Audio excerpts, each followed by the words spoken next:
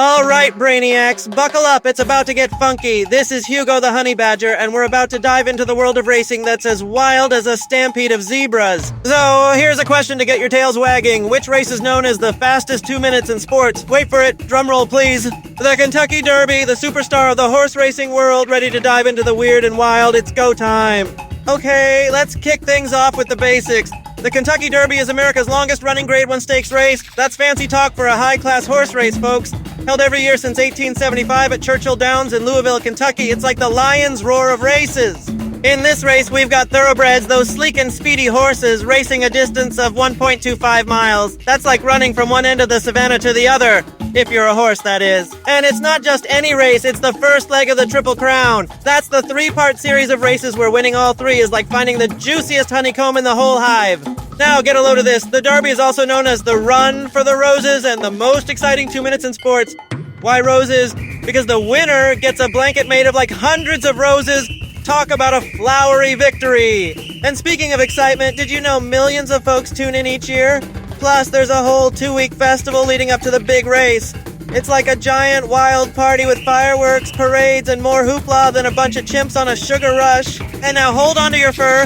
This next bit is bonkers. It's not all about the galloping hooves. There's also some serious pageantry.